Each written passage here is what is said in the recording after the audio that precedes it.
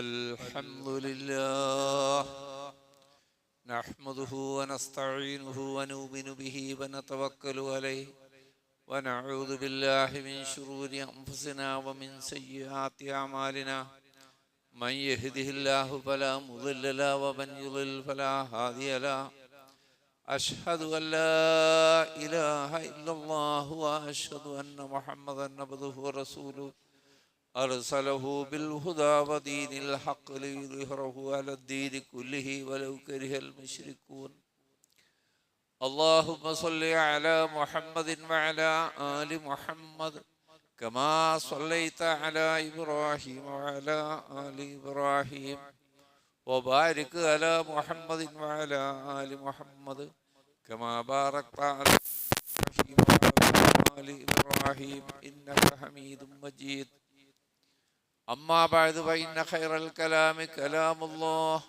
وخير الهدي هدي محمد صلى الله عليه وسلم وشر الأمور محدثاتها وكل محدثة بدعة وكل بدعة أيها الناس أوصيكم عباد الله وإياي بالتقوى الله أعوذ بالله من الشيطان الرجيم وإذ قال ربك للملائكة إني خالق بشرا من صلصال من حمإ مسنون فإذا سويته ونفخت من روحي فقعوا له ساجدين.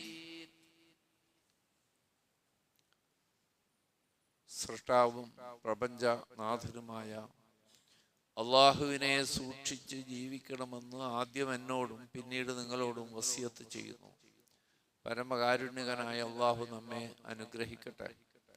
മാരകമായ രോഗങ്ങളിൽ നിന്നും അപകടങ്ങളിൽ നിന്നും പ്രയാസങ്ങളിൽ നിന്നും അള്ളാഹു നാം ഏവരെയും കാത്തു രക്ഷിക്കുമാറാകട്ടെ. റബീഉൽ അവ്വൽ 12 നടത്തി വരുന്ന നബിദിനാഘോഷം ബിദ്അത്ത് ആണ് എന്ന് കൃത്യമായി നമ്മൾ കഴിഞ്ഞ ആഴ്ച മനസ്സിലാക്കി. ഒരു അനുഷ്ഠാനം, ഒരു ആചാരം, ഒരു ആഘോഷം അല്ലാഹുവോ റസൂലോ നിശ്ചയിച്ച് തരാത്തതെല്ലാം ബിദ്അത്താണ്. ഇന്ന് നടത്തപ്പെടുന്ന നബിദിനാഘോഷങ്ങൾക്ക് 2 തലമുണ്ട്. ഒന്ന് അതിന്റെ ബാഹ്യമാണ്, പ്രകടനാത്മകതയാണ്. അതായത് വളരെ വർണ്ണാഭമായ ഘോഷയാത്രകൾ, അതിലെ മുദ്രാവാക്യങ്ങൾ, അതിനുവേണ്ടിയുള്ള ഒരുക്കങ്ങൾ, അതുപോലെ തന്നെ വീടുകളും പള്ളികളും തെരുവുകളും വർണ്ണ ബൾബുകളാൽ അലങ്കരിക്കൽ, റാലിക്ക് കൊഴുപ്പൂട്ടാൻ ബാൻഡ് വാദ്യമേളങ്ങൾ, അധികം ആള് പങ്കെടുക്കുന്നിടത്ത് ഗതാഗത തടസ്സം ഉണ്ടാക്കുന്ന വിധവും ഇതതിൻ്റെ ബാഹ്യമായ പ്രകടനാത്മകമായ ഭാഗമാണ്. എന്നാൽ ഇതിനൊരു ആത്മീയ തലമുണ്ട്. അത് പ്രവാചക സ്നേഹത്തിന്റെ പ്രകടനമെന്നോണം നബി സല്ലല്ലാഹു അലൈഹി വസല്ലമയുടെ മദ്ഹുകൾ ഉൾക്കൊള്ളുന്ന മൗലിദ് പാരായണവും അതിന്റെ അന്നദാനവുമാണ് അതിന്റെ ആത്മീയമായ വശം. പലപ്പോഴും മനുഷ്യർ ശ്രദ്ധ പോകുന്നത് ബാഹ്യമായ കാര്യത്തിലേക്കാണ്. ഇങ്ങനൊക്കെ ചെയ്യാൻ പറ്റുമോ എന്നൊക്കെ എല്ലാവരും പറയും. ഇങ്ങനൊക്കെ ലക്ഷക്കണക്കിന് ഉറുപ്പികവാക്കി ഇങ്ങനെ ചെയ്യാൻ പറ്റുമോ, നമുക്ക് ഈ വാദ്യവും മേളമൊക്കെ നമുക്ക് അനുവദിച്ചിട്ടുണ്ടോ എന്നൊക്കെ, റോഡ് തടസ്സപ്പെടുത്താൻ പറ്റുമോ എന്നൊക്കെയുള്ള ശ്രദ്ധയിലേക്കാണ് സാധാരണ മനുഷ്യരുടെ ശ്രദ്ധ പോവുക. അതെല്ലാം കുറ്റകരമാണ് എന്നത് സത്യമായതോടൊപ്പം അതിനേക്കാൾ അപകടമാണ് അതിന്റെ ആത്മീയ വശം.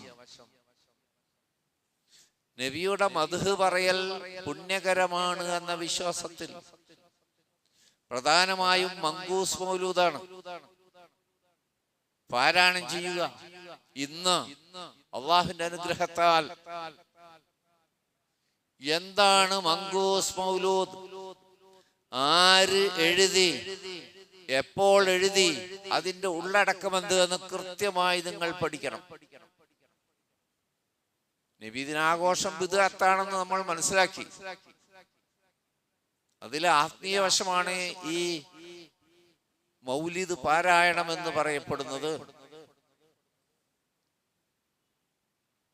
ഷറഫുല്ലന മൗലിദും മറ്റു മൗലിദുകളൊക്കെ ഉണ്ട് ചേർന്ന്. പ്രധാനമായും അത് വീടുകളിൽ, അതുപോലെ തന്നെ പള്ളികളിൽ, ഒരു മഹല്ലിലെ ജനങ്ങൾ ഒന്നിച്ചു കൂടുന്ന വിധം ചെറുതും വലുതുമായി ഒരു ദിവസത്തിലല്ല, ഒരു മാസം തന്നെ തുടർച്ചയായി നടത്തപ്പെടുന്ന മഹല്ലുകളും ഉണ്ട് എന്ന് നമുക്കറിയാം.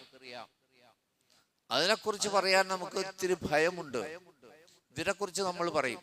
ഈ ജാഥയെക്കുറിച്ച്, വാദ്യമേളങ്ങളെ കുറിച്ച്, റോഡ് തടസ്സപ്പെടുന്നതിനെ കുറിച്ചൊക്കെ നമ്മൾ പറയുമ്പോഴും ഇതിനെക്കുറിച്ച് പറയാൻ പലർക്കും ഒരു ഭയമാണ്. മൗലിദല്ലേ, മദ്ഹല്ലേ എന്ന നിലയിൽ. ഇത് ആരാണ് എഴുതിയത്? ഇന്ന് വരെ ഈ പാട്ട്, അറബിയിലുള്ള ഈ പാട്ട് ആര് രചിച്ചു എന്ന് ഇതുവരെ സ്ഥിരപ്പെട്ടിട്ടില്ല. മങ്കൂസ് മൗലൂദിന്റെ കാര്യമാണ് ഞാൻ പറഞ്ഞത്. ആരാണിത് എഴുതിയതെന്ന് ഇന്ന് വരെ ആ മൗലിദ് ആഘോഷിക്കുന്നവർക്ക് പോലും ഉറപ്പില്ല. അവര് പറയുന്നത്, ഈ മൗലിദിനെ കുറിച്ച് മലയാളത്തിൽ തർജുമകൾ തയ്യാറാക്കിയവർ പറയുന്നത്, ഇത് പൊന്നാനിയിലെ സൈനുദ്ദീൻ മക്തൂം തങ്ങളാണ് രചിച്ചത് എന്ന് പറയപ്പെടുന്നു. അദ്ദേഹമാണ് രചിച്ചതെന്ന് പറയുന്നില്ല കേട്ടാ, എന്ന് പറയപ്പെടുന്നു, വിശ്വസിക്കപ്പെടുന്നു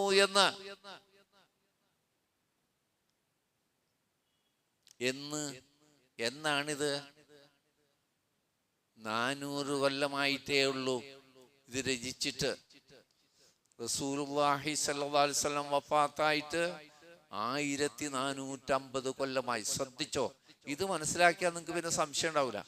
റസൂലുള്ളാഹി സ്വല്ലല്ലാഹു അലൈഹി വസല്ലം വഫാത്തായിട്ട് 1450 കൊല്ലമായി. 1000 കൊല്ലത്തെ മുസ്ലിങ്ങൾ ഇത് കണ്ടിട്ടില്ല. ശ്രദ്ധിച്ചോളൂ.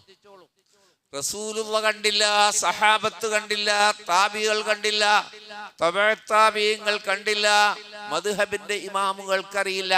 ഇങ്ങനെ ഒരു സാധനത്തെ കുറിച്ച് അവർക്ക് അറിയില്ല, അവർ പാടിയിട്ടുമില്ല. ഇല്ലല്ലോ, ഇല്ലാത്ത എങ്ങനെ പാടുക? അറബിയിൽ എഴുതി ഉണ്ടാക്കിയൊരു പാട്ടാണിത്.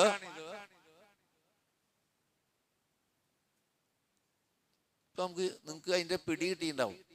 റസൂലുള്ളാഹി സ്വല്ലല്ലാഹു അലൈഹി വസല്ലം കാലത്തില്ലാത്ത ഏറ്റവും ഉത്തമരായ മുഅ്മിനീങ്ങൾ, സഹാബത്ത് റളിയല്ലാഹു അൻഹും, അവർക്കറിയാത്ത, അവരെ പിന്തുടർന്ന സലഫുസ് സാലിഹീങ്ങൾക്കറിയാത്ത 1000 കൊല്ലം കഴിഞ്ഞിട്ട് എഴുതിയുണ്ടാക്കിയ ഒരു പാട്ട് എങ്ങനെയാണ് ഇസ്ലാമിലെ ഒരാചാരമാവുക, അനുഷ്ഠാനമാവുക? ചിന്തിച്ചു നോക്കുക.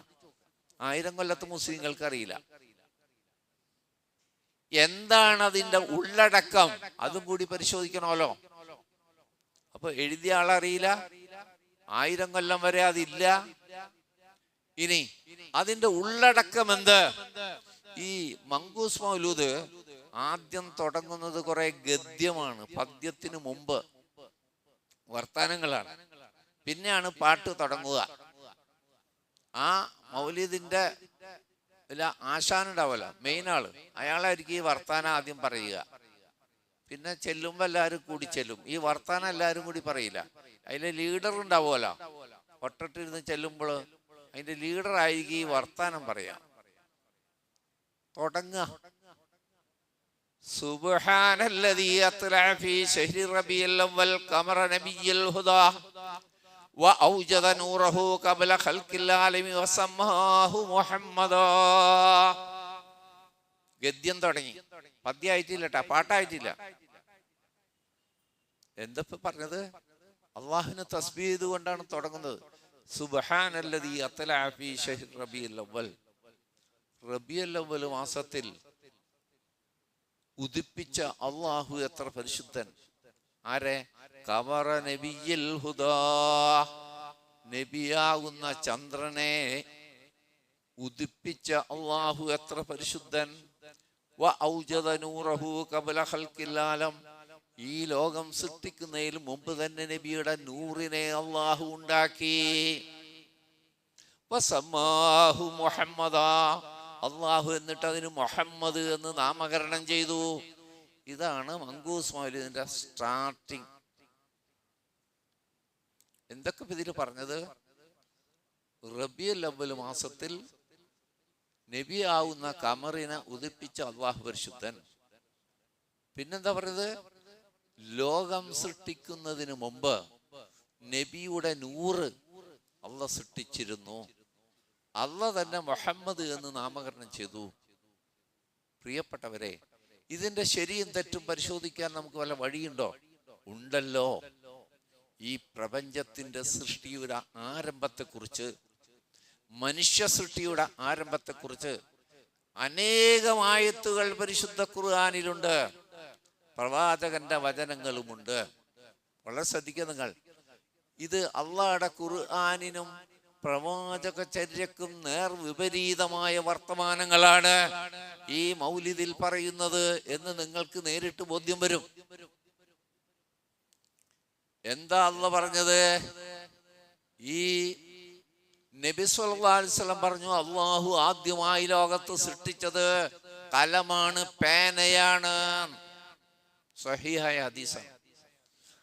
ആദ്യമായി അള്ളാഹ് സൃഷ്ടിച്ചത് കലം, പേന. എഴുതാൻ പറഞ്ഞല്ല, എഴുതിക്കോ, ലൗഹുൽ മഹ്ഫൂദിൽ എഴുതിക്കോളാൻ.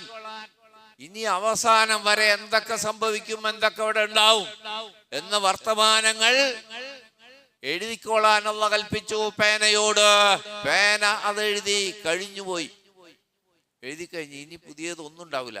അള്ളാഹ് എഴുതിയതിനപ്പുറം ഒന്നും ഈ പ്രപഞ്ചത്തില് സംഭവിക്കുകയില്ല. ഇവിടെ പറയുന്നത് റസൂലുള്ളാഹിയുടെ സഹിഹായ ഹദീസ് ആദ്യം സൃഷ്ടിച്ചത് പേനയാണ്. ഈ മൗലിദിൽ പറയുന്നത് ലോകം സൃഷ്ടിക്കുന്നതിന് മുമ്പ് തന്നെ നബിയുടെ ഒളി, നൂറ് സൃഷ്ടിച്ചിട്ടുണ്ട്. അള്ളാഹ് തന്നെയാണ് മുഹമ്മദ് എന്ന് നാമകരണം ചെയ്തത്. പ്രിയപ്പെട്ടവരെ, റസൂൽ സല്ലല്ലാഹു അലൈഹി വസല്ലമയുടെ ജന്മത്തെക്കുറിച്ച്, ജനനത്തെക്കുറിച്ച്, പിന്നീടുണ്ടായ കാര്യങ്ങളെക്കുറിച്ച് സ്വഹീഹായ വചനങ്ങളുണ്ട്, സത്യസന്ധമായ ചരിത്രമുണ്ട്, നമുക്കറിയാം.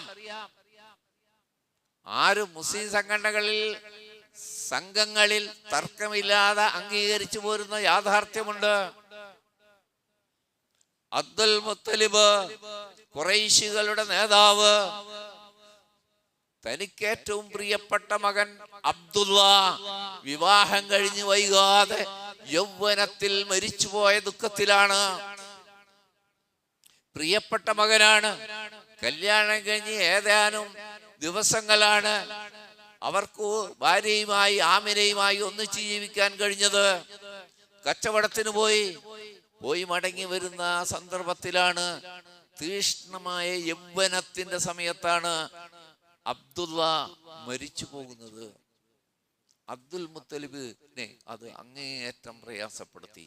ആ സങ്കടം നീണ്ടു നിൽക്കുന്ന സങ്കടമായിരുന്നു. അങ്ങനെ അതാ അബ്ദുൽ മുത്തലിബിന്റെ വീട്ടിന്റെ അകത്ത് നിന്ന് ഉമ്മു ഐമന്റെ ശബ്ദം, അല്ലയോ നേതാവേ, അങ്ങ് സന്തോഷിച്ചു കൊള്ളുക, ഇതാ അങ്ങയുടെ പുത്രൻ ആമിന ബീവി പ്രസവിച്ച് അതിനെ ശുദ്ധിയാക്കി വൃത്തിയുള്ളൊരു തുണിയിൽ പൊതിഞ്ഞ് ഉമ്മു ഐമൻ എന്ന അടിമ സ്ത്രീ അബ്ദുൽ മുത്തലിബിന്റെ കയ്യിലേക്ക് കുഞ്ഞിനെ കൈമാറുന്നു. മകൻ മരിച്ച ദുഃഖത്തിൽ കഴിയുന്ന അബ്ദുൽ മുത്തലിബിന് ഏറെ ആശ്വാസം പകരുന്ന, സന്തോഷം പകരുന്ന, എന്റെ മകന്റെ രക്തം അല്ല, എന്റെ മകൻ അങ്ങനെ തന്നെ കഅബയിലേക്ക് ഓടുന്നു അബ്ദുൽ മുത്തലിബ്. റബ്ബിന് ശുക്ർ പറയാൻ, ലാത്തക്ക് ശുക്ർ പറയാനല്ല, ഉസ്സക്ക് ശുക്ർ പറയാനല്ല, കഅബയുടെ നാഥനായ റബ്ബിനോട് സ്തുതി പറയാൻ, ശുക്ർ ചെയ്യാൻ ആ കുഞ്ഞുമായി കഅബയുടെ മുറ്റത്ത് എന്നുകൊണ്ട് അബ്ദുൽ മുത്തലിബ് പറയാണ്, ഈ പരിശുദ്ധ ഭവനത്തിന്റെ നാഥാ, ഈ കുഞ്ഞിനെ നീ അനുഗ്രഹിക്കണമേ. തേട്ടാരോടാ? അള്ളാഹുവിനോടാണ്. ഞാൻ ഇവന് മുഹമ്മദ് എന്ന് പേരിട്ടിരിക്കുന്നു. ആര് പേരിട്ടിരിക്കുന്നു? വല്ലിപ്പ മുഹമ്മദ് എന്ന് പേരിട്ടിരിക്കുന്നു. സഹിഹായ റിപ്പോർട്ടാണ്. ഇപ്പൊ കേട്ടാൻ തോന്നുക, ലോകം പടക്കുന്നതിന് മുമ്പ് ഒളിയുണ്ടായി. അപ്പൊ ലോകം പടക്കുന്നതിനെ പറ്റി അള്ളാഹിന്റെ ആയത്തുകളിൽ ഒന്നും തന്നെ ഈ നൂറിനെ കുറിച്ചൊരു പരാമർശമില്ല എന്ന് മാത്രമല്ല, ഇതൊരു കള്ള ഹദീസാണ്. ആര് പറയുന്നു? ഷാഫി മദ്ഹബിലെ പണ്ഡിതന്മാര് പറയുന്നു ഇത് സ്വീകരിക്കാൻ കൊള്ളാത്ത, സനദില്ലാത്ത, ഇസ്നാദില്ലാത്ത കള്ള ഹദീസാകുന്നു. ഇബ്നു ഹജർ ഹൈതമി പോലുള്ള ഷാഫി മദ്ഹബിലെ പണ്ഡിതന്മാർ ഇത് കള്ള ഹദീസാണ്.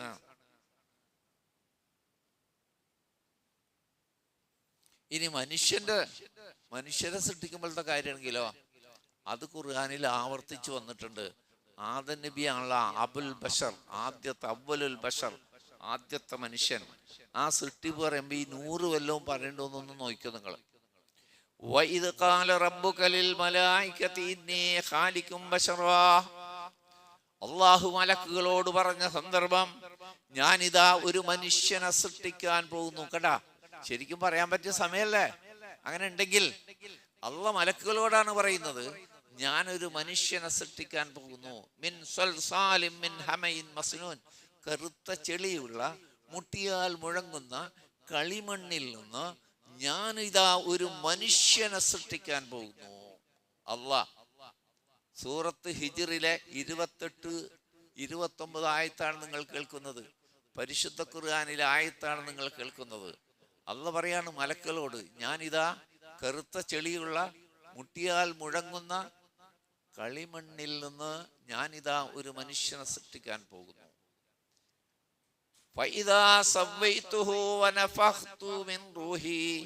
അങ്ങനെ ഞാൻ ആ മനുഷ്യനെ രൂപപ്പെടുത്തി അതിലേക്ക് റൂഹിനെ ഊതിയാൽ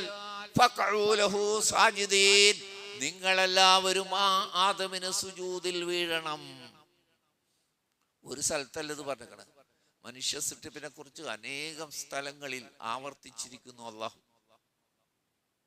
ഇവിടെ നബിയുടെ നൂറിനെ കുറിച്ചോ ഒളിയെക്കുറിച്ചോ ഒരു പരാമർശവും ഖുർആനിലില്ല. അപ്പൊ ഖുർആനിലില്ലാത്ത, നബി പറയാത്ത ഒരു വ്യാജ കഥയാണ് ലോകം പടക്കുന്നതിന് മുമ്പ് ഷിയാക്കളുടെ വിശ്വാസത്തിൽ അതുണ്ട്. അള്ളാഹ് ആദ്യം പടച്ചത് ഷിയാക്കളെ, റാഫിദികൾ, ഇസ്ലാമിൽ നിന്ന് പുറത്തുപോയ ആൾക്കാരെ പറ്റിയാണ് ഞാൻ പറഞ്ഞത്. അവരെ വിശ്വാസം എന്നറിയോ, ആദ്യം പടച്ച മുഹമ്മദ് നബിയെ, എന്നിട്ട് നബിയെ ഏൽപ്പിച്ചു കൊടുത്തു അള്ളാഹ് ഈ ലോകം പടക്കാൻ. ആരെ ഏൽപ്പിച്ചു? ലോകം പടക്കുന്ന ജോലി എല്ലാം നിയന്ത്രിക്കേണ്ട ജോലി സീമടൂര വലിയ ആൾക്കാർ സമ്മതിക്കൂല കേട്ടാ. നബിനെ ഏൽപ്പിച്ച് കാര്യങ്ങൾ നിയന്ത്രിക്കാൻ. നബി വഫാത്താകുമ്പോൾ അലിയെ ഏൽപ്പിച്ചു, മടങ്ങി. കള്ളക്കഥകൾ, ഖുർആനിനെ വെല്ലുവിളിക്കുന്ന കഥകൾ, അള്ളാനെ വെല്ലുവിളിക്കുന്ന കഥകളാണിത്. കഴിഞ്ഞിട്ടില്ല, അവിടെ നിന്ന് ഇങ്ങോട്ട് തുടങ്ങിയാൽ അടുത്ത വാചകം, വഹുവല്ലദീ തവസ്സല ബിഹി ആദമു അലൈഹിസ്സലാം. ആദം വിലക്കപ്പെട്ട കരി തിന്നു, അള്ളാഹുവിന്റെ മുമ്പിൽ പാപിയായി. ആ റസൂലിനെ വസീലയാക്കിക്കൊണ്ടാണ് ആദം അള്ളാഹുവോട് തേടിയത്. അങ്ങനെയാണ് അള്ളാഹ് പുറത്തു കൊടുത്തത്. നമ്മ മൗലീദ് ചെല്ലുമ്പോ വല്ലതും അറിയണ്ട, ഇതൊക്കെയാണ് ഈ പറഞ്ഞു പോണത്. അള്ളാഹാണ് വെല്ലുവിളിക്കുന്നത്. ചെല്ലുന്ന പാവങ്ങൾക്കറിയോ അള്ളാന്റെ റസൂലിനെ വെല്ലുവിളിക്കുകയാണ് ഞങ്ങൾ എന്ന് ഈ സമുദായത്തിനറിയുമോ? എന്തെന്ന് പറഞ്ഞത്? ആദം നബി വിലക്കപ്പെട്ട കരിയിൽ നിന്ന് പാപിയായി. അത് ശരിയാ, സംഭവം ശരിയാ.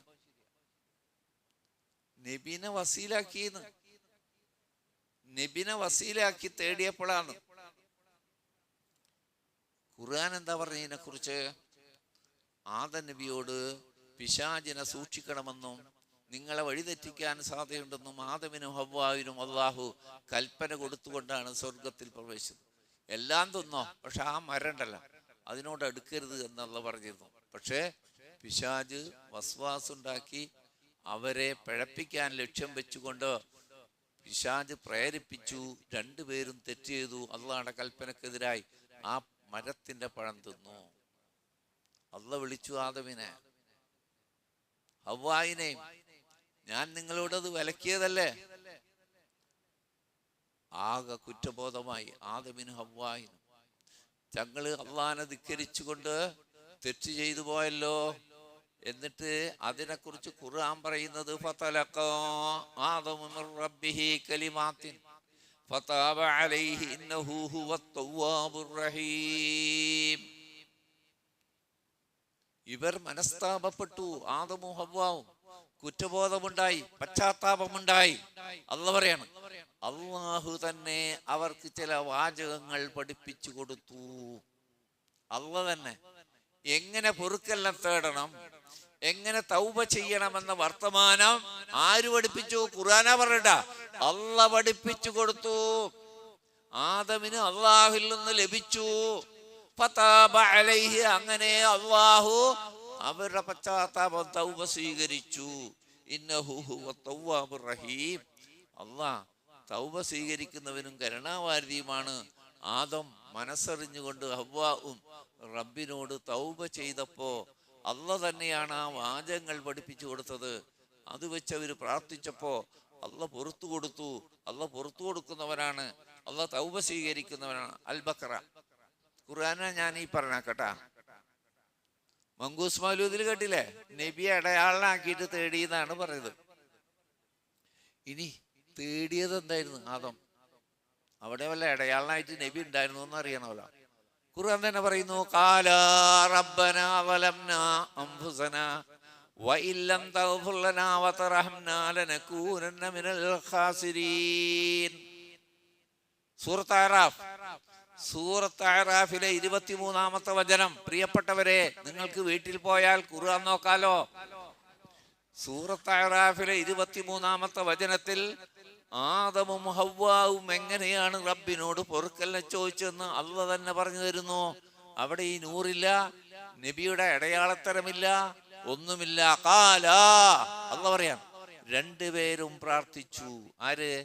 ആദമും ഹവ്വാവും പ്രാർത്ഥിച്ചു. റബ്ബനാ, ആരോട്?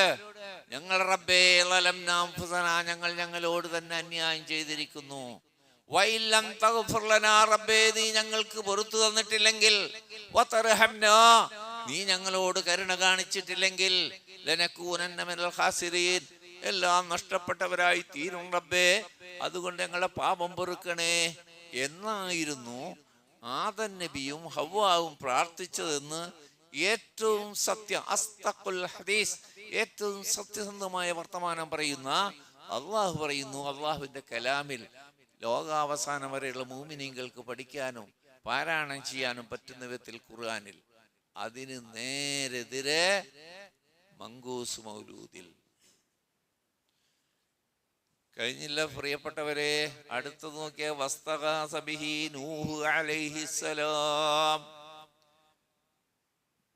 നൂഹ് 950 കൊല്ലം പ്രബോധനം ചെയ്തല്ലോ. വളരെ കുറച്ചാളുകളെ വിശ്വസിക്കാൻ തയ്യാറായുള്ളൂ. ആ വലിയ ഭൂരിപക്ഷം വരുന്ന ജനത ഉപദ്രവിക്കാൻ തുടങ്ങിയപ്പോ നൂഹ് നബിക്ക് രക്ഷപ്പെടണമെന്നുണ്ട്.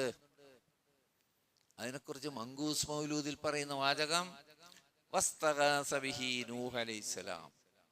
നൂഹ് നബിയോട് സഹായം ചോദിച്ചു. ആദ്യത്തെ റസൂലാണ്ട ഈ നൂഹ്.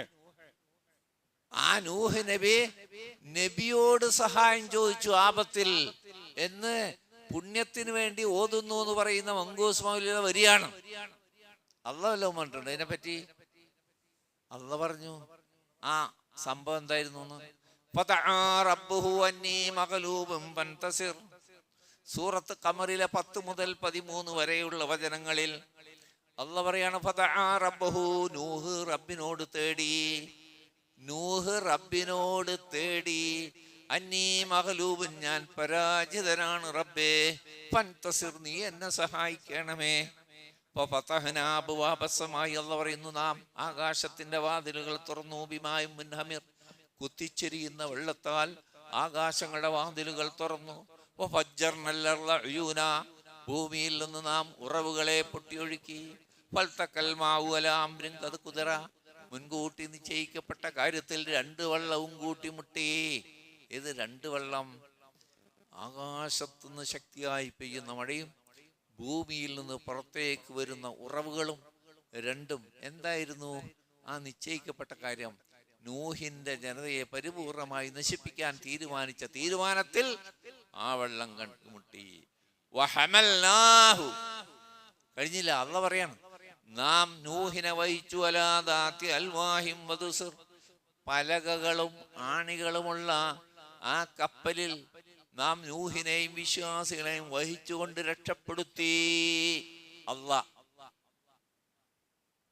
മങ്കൂസ് മൗലൂദിൽ പറയുന്നു, നൂഹ് നബി സഹായം ചോദിച്ചത് മുഹമ്മദ് നബി സല്ലല്ലാഹു അലൈഹി വസല്ലമയോടാണ്. നിങ്ങൾ ഈ ഇരിക്കുന്നവരിൽ തന്നെ മുമ്പ് അറിയാത്ത കാലത്ത് ജാഹിലിയത്തിൽ നിങ്ങളും ഓതാൻ കൂടിയിട്ടുണ്ടാവും, ചിലർ ഓതിയവരുണ്ടാവും, ചിലർ അറിയില്ലെങ്കിലും കൂട്ടത്തിൽ കൂടിയിട്ടുണ്ടാവും. അള്ളാഹിനെ വെല്ലുവിളിച്ചുകൊണ്ടാണ് ഇത് ചെയ്യുന്നത്, ഖുർആനെതിരായിട്ടാണെന്ന് നിങ്ങൾക്ക് അറിഞ്ഞിരുന്നോ? ഇപ്പൊ ചെല്ലുന്നവർക്ക് അറിയുമോ?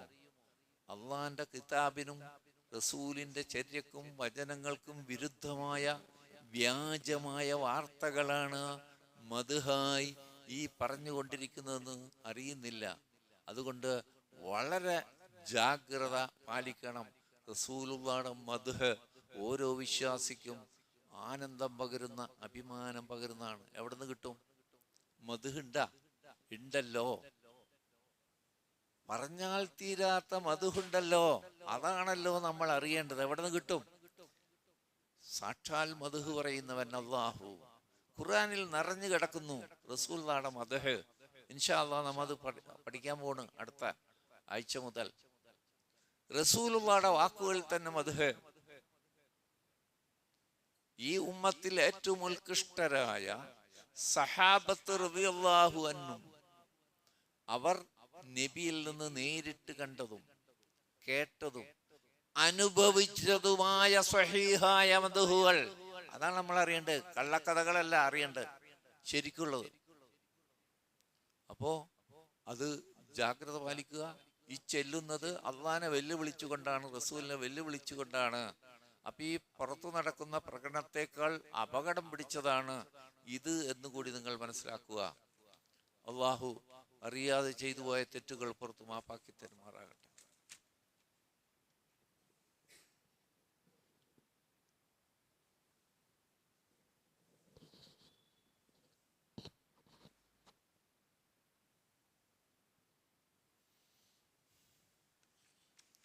അൽഹംദുലില്ലാ. അല്ലാഹുമ്മ സ്വല്ലി അലാ മുഹമ്മദിൻ വഅലാ ആലി മുഹമ്മദ്. അയ്യുഹന്നാസ് ഊസീകും ഇബാദല്ലാഹി വഇയ്യായ ബിത്തഖ്വല്ലാഹ്. അല്ലാഹുവിനെ സൂക്ഷിക്കണമെന്ന് ഒരിക്കൽ കൂടി എന്നെയും നിങ്ങളെ ഓർമ്മപ്പെടുത്തുന്നു. പ്രിയപ്പെട്ടവരെ, മങ്കൂസ് മൗലിദിൽ ഇനിയുണ്ട് വർത്താനങ്ങൾ. ഇബ്രാഹിം നബി സഹായം തേടിയത് തീയിലിട്ടപ്പോ ഇബ്രാഹിം നബി വസീലയാക്കിയതും സഹായം തേടിയതും മുഹമ്മദ് നബിയോടാണ്. അടുത്ത അള്ളാഹ് വല്ലതും പറഞ്ഞിട്ടുണ്ടോ നോക്കാം നമുക്കത്.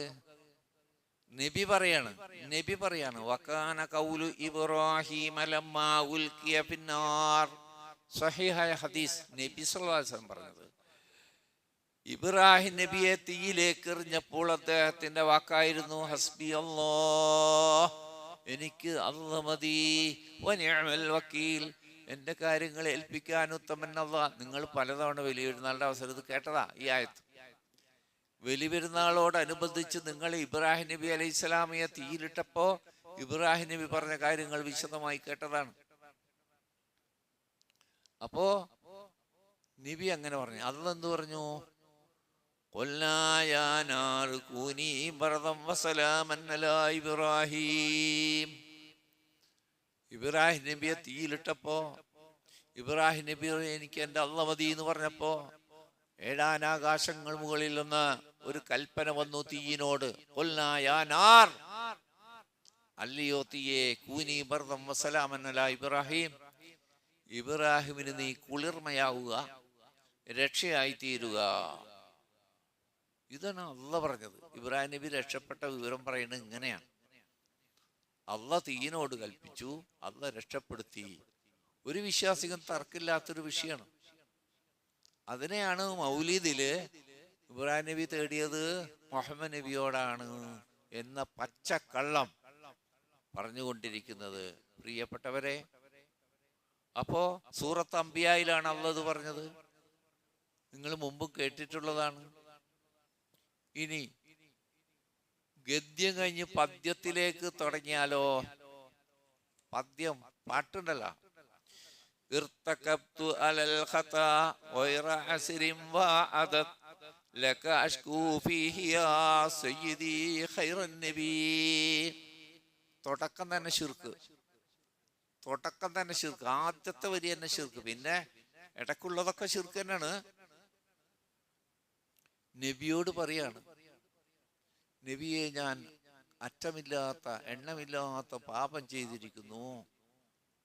ആ ആവലാതി നബിയെ താങ്കളോട് ഞാൻ ബോധിപ്പിക്കുന്നു. പാപം ചെയ്താൽ ആരോടാണ് പൊറുക്കലിനെ തേടേണ്ടത് ഖുർആൻ പറഞ്ഞു തരുന്നുണ്ടല്ലോ. വല്ലദീന ഇദാ ഫഅലൂ ഫാഹിശതൻ ഔ ളലമൂ അൻഫുസഹും ദക്കറുല്ലാഹ ഫസ്തഗ്ഫിറൂ ലിദുനൂബിഹിം വമൻ യഗ്ഫിറു ദുനൂബ ഇല്ലല്ലാഹ് വലം യുസിറൂ അലാ മാ ഫഅലൂ വഹും യഅലമൂൻ. ആലി ഇംറാനിലെ 135-ാമത്തെ ആയത്ത്. പാപം ചെയ്ത മനുഷ്യൻ എന്ത് ചെയ്യണമെന്ന് അള്ളാഹ് നിർദ്ദേശിക്കുന്നത്. വല്ലദീന ഇദാ ഫഅലൂ ഫാഹിശതൻ, ആരെങ്കിലും ഒരു മ്ലേച്ഛകരമായ കാര്യം ചെയ്താൽ, ഔ ളലമൂ അൻഫുസഹും, അല്ലെങ്കിൽ അവനോട് തന്നെ അന്യായം ചെയ്താൽ, ദക്കറുല്ലാഹ്, അവൻ അള്ളാഹുവിനെ ഓർമ്മ വരും. ഫസ്തഗ്ഫിറൂ ലിദുനൂബിഹിം, അള്ളാഹുവോട് അവൻ പാപമോചനത്തിന് അപേക്ഷിക്കും.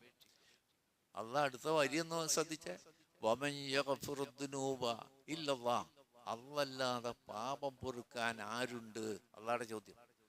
അല്ലാതെ പാപം പൊറുക്കാൻ ആരാണുള്ളത്? അതുകൊണ്ട് വിശ്വാസി തെറ്റ് ചെയ്താൽ അള്ളാഹിനെ ഓർക്കുകയും അള്ളാഹിനോട് പൊറുക്കലിനെ ചോദിക്കുകയും ചെയ്യണം. വലം യുസിറു അലാ മാ ഫഅലൂ, പിന്നീട് ആ തെറ്റിൽ അവർ ഷടിച്ചു നിൽക്കുകയുമില്ല എന്നാണ് മുഅ്മിനീങ്ങളുടെ രീതിയെപ്പറ്റി അള്ളാഹ് പറയുന്നത്. ഇവിടെ മുഹമ്മദ് നബി സല്ലല്ലാഹു അലൈഹി വസല്ലമയോട് ഞാൻ പാപം ചെയ്തു നബിയെ, അങ്ങോട്ട് ആവലാതി ബോധിപ്പിക്കുന്നു. ഈ വാക്കമ്മ മുമ്പ് കേട്ടിട്ടുണ്ടല്ലോ ഖുർആനിൽ തന്നെ.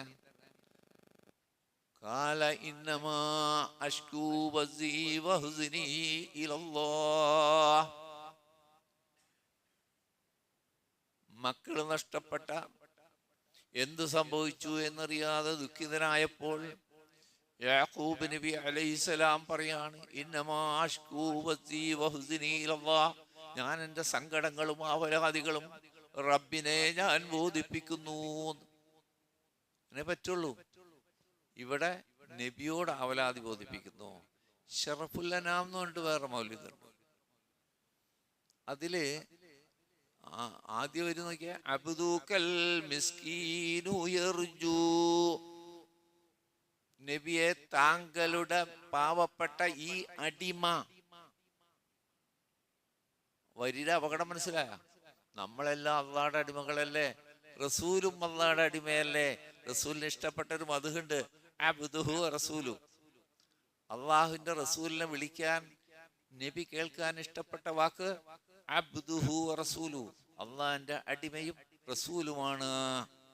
ഈസാ നബിയെ കുറിച്ച് പറയുമ്പോ അബ്ദുഹു റസൂലു, ഈസാ നബി അള്ളാഹിന്റെ അടിമയും റസൂലുമാണ്.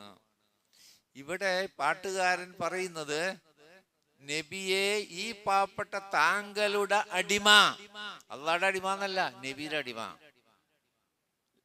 അപ്പൊ എന്താ പറയണത്? ഫളിലേക്കൽ ജമ്മൽ ഗഫൂറു, അതായത് അങ്ങേറ്റത്തെ താങ്കളുടെ ഔദാര്യം ഞാൻ കൊതിക്കുന്നു നബിയെ, താങ്കളുടെ അങ്ങേറ്റത്തെ ഔദാര്യം ഞാൻ കൊതിക്കുന്നു. ഫീകഖദ് അഹ്സൻതു ലന്നി, താങ്കളെ കുറിച്ച് എനിക്ക് എൻ്റെ വിചാരം ഏറ്റവും നല്ലതാണ്. യാ ബഷീറു യാ നദീറു, അള്ളാഹനല്ലാന്ന്. യാ ബഷീർ, ബഷീറായ നബിയെ, നദീറായ നബിയെ. മൂമിനീങ്ങളുടെ ഈമാനിനെ തകർക്കുന്ന ഒരു കൃതിയാണ് മങ്കൂസ് മൗലൂദ് എന്നർത്ഥം.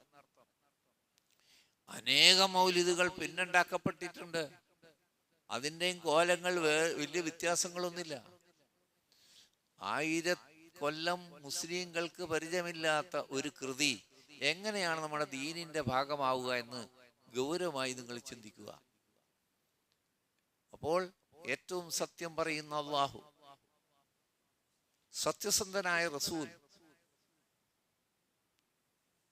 സ്വാലിഹീങ്ങളിൽ ഉത്തമരായ സഹാബത്ത്, ഇവര് പറഞ്ഞതായിരിക്കും ഏറ്റവും സത്യം. ഇൻഷാ അല്ലാഹ് തുടർച്ചയായി അടുത്ത ആഴ്ച മുതൽ ശരിയായ മദ്ഹ്, അല്ലാഹ് പറഞ്ഞ മദ്ഹ്, റസൂല് പറഞ്ഞ മദ്ഹ്, സഹാബത്ത് കണ്ടതും കേട്ടതും അനുഭവിച്ചതുമായ മദ്ഹ്, അതാണ് ഇൻഷാ അല്ലാഹ് അടുത്ത ആഴ്ചകളിൽ. പ്രശ്നം അതല്ല, അത് കുത്തുബയുടെ ആരംഭം മുതൽ മദ്ഹ് തുടങ്ങും അവസാനം വരെ. പകുതിയാകുമ്പോൾ വന്നവർക്ക് ആദ്യം പറഞ്ഞ മദ്ഹ് കേൾക്കാൻ പറ്റൂല.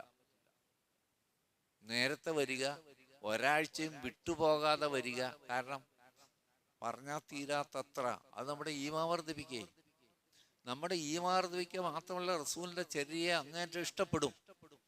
ഇഷ്ടപ്പെടുക എന്ന് പറഞ്ഞാൽ ബിദ്അത്തിനെ അങ്ങേയറ്റം വെറുക്കും എന്നർത്ഥം. ഒരു കാര്യം മനസ്സിലാക്കിയോ നിങ്ങള്, ഞാൻ അള്ളാന്റെ റസൂലിന്റെ സുന്നത്തിനെ ഇഷ്ടപ്പെടുന്നു വെറുതെ പറഞ്ഞാൽ പോരാ. എങ്കിൽ അത് സത്യമാണെങ്കിൽ നിശ്ചയമായും ബിദ്അത്തിനെ അവൻ വെറുത്തിരിക്കും. രണ്ടും കൂടെ നടക്കൂല. എങ്കിലും ഒന്നും, റസൂലിന്റെ സുന്നത്തിനാണ് ഇഷ്ടപ്പെടുന്നതെങ്കിൽ വെറുക്കണം, അങ്ങേയറ്റം വെറുക്കണം ബിദ്അത്തിനെ. വെറുക്കാതെ എനിക്ക് നബിയുടെ സുന്നത്തിനോട് ഇഷ്ടം എന്ന് പറഞ്ഞാൽ അത് കള്ളമായ വാദമാണ്. അതുകൊണ്ട് തന്നെ ശരിയായ മദ്ഹ് അറിയണം. അത് നമ്മുടെ ഈമാൻ വർദ്ധിപ്പിക്കും, നമ്മുടെ ജീവിത രീതിയെ തന്നെ മാറ്റിമറിക്കും. ആ റസൂലിനുള്ള സ്നേഹം കൊണ്ട് ഹൃദയം നിറയും. അള്ളാഹു പ്രവാചകനെ സ്നേഹിക്കാനും അള്ളാഹു റസൂലും നിർദ്ദേശിച്ച പോലെ തന്നെ ആ സ്നേഹത്തിന്റെ പ്രതിപ്രവർത്തനം നടത്താനും അള്ളാഹു നമുക്ക് തൗഫീക്ക് നൽകി അനുഗ്രഹിക്കുമാറാകട്ടെ. നമ്മിൽ വന്നുപോയ തെറ്റുകുറ്റങ്ങൾ പുറത്തു മാപ്പാക്കി തരുമാറാകട്ടെ. اللهم اغفر للمؤمنين والمؤمنات والمسلمين والمسلمات الأحياء منا والأموات إنك مجيب الدعوات يا قاضي الحاجات. اللهم ربنا آتنا في الدنيا حسنة وفي الآخرة حسنة وقنا عذاب النار. آمين برحمتك.